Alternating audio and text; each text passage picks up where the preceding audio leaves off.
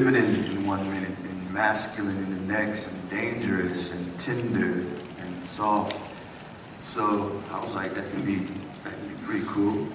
To be able to play a character that really had no definable boundaries. He just moves wherever you want to move in that moment that somebody moved him, or he moved himself. So yeah.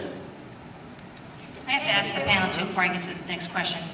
This show, this series, is re-entering the zeitgeist at a time when we know that vampires are very hot. There's a movie coming out this fall called Twilight, and there's obviously a lot of anticipation for that as well. The comparisons will be inevitable between the vampires, between our female. Is that a mix? There's a mixed bag to that? Is it all good? There's room for all vampires? I mean, how do you feel about that, Alan? Yes. I think there's room for everything. I'm a Buddhist, so I believe that there's room for everything in the world. And I don't feel any sort of sense of competition or anything like that with any other show, with any other network, with any other writer. I think there's room. The universe is boundless, and there's room for everything. Charlaine? I was scared you were going to ask me. Everything Alan said, with the addendum that if it came to a Cullen family Fantasia staff smackdown, I think the Fantasia staff would win.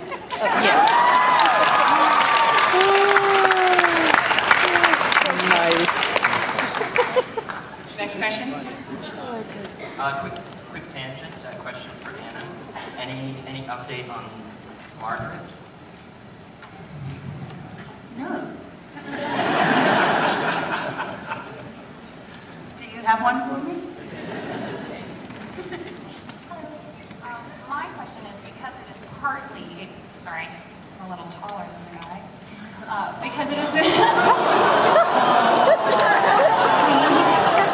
I'm just a small girl.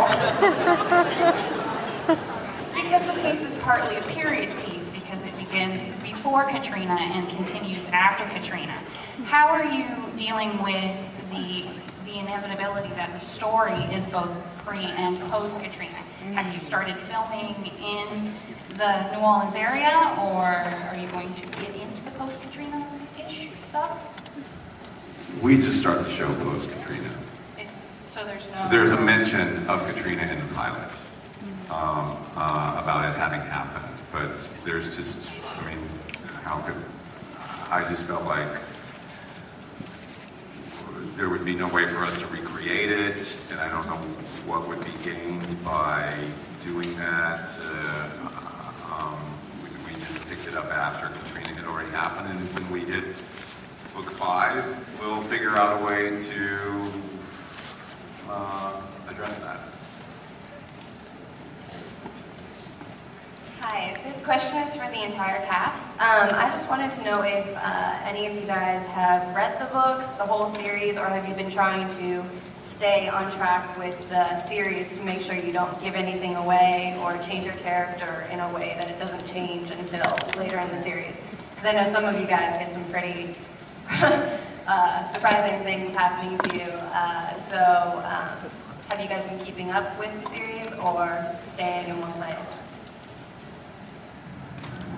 I've read some, not all of them, because by the point that we started shooting at, and then we went to series, and with the number of actual scripts for our show, it's kind of a lot of reading material right there.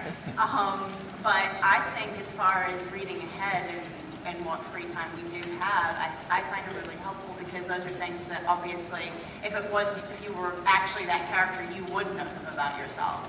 And it's kind of amazing when there is source material that you can go to, so that you can be playing things or adding things to your character that maybe the audience isn't going to know about for 4 seasons, but that you obviously would be aware of as that person. And I think it's really great and really helpful.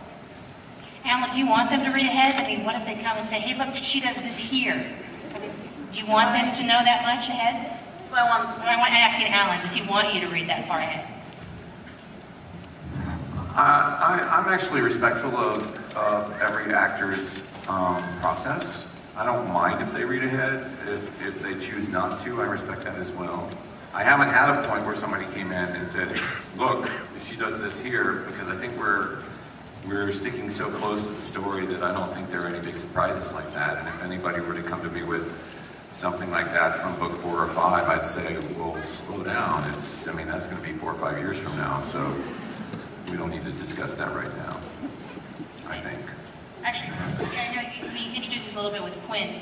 You suggested there may be the possibility of that. What about werewolves? Will there be a possibility of that maybe in the first 2 seasons?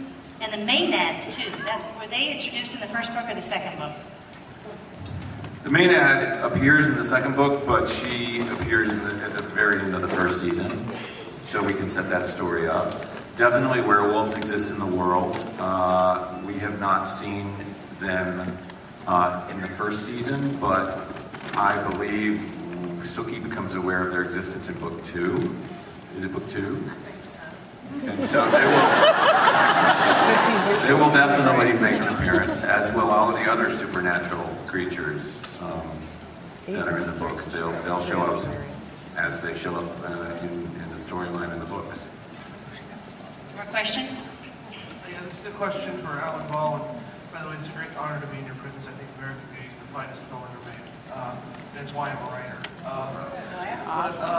I had a question of, was it difficult for you to approach genre storytelling, or was that something that was very natural for you to do, coming from a place of American Beauty of 6 Feet Under, and this is something that brings in elements that are even more supernatural than anything in those? You know, it wasn't difficult, and I think there are 2 reasons for that. One was that Charlaine had done such an amazing job of weaving those elements into the story that when I read the stories, I was so taken with the characters and was able to put myself inside the skin of the characters.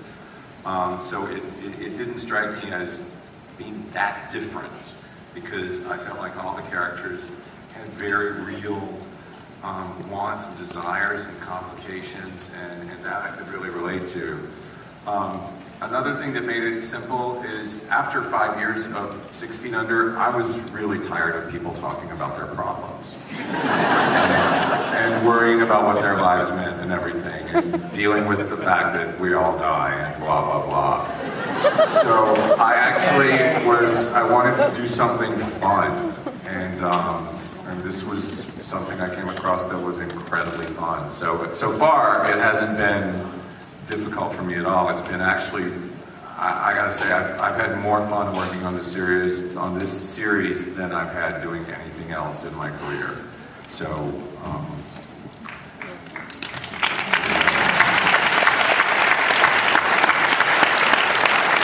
Thank you so much, the cast and creators of True Blood.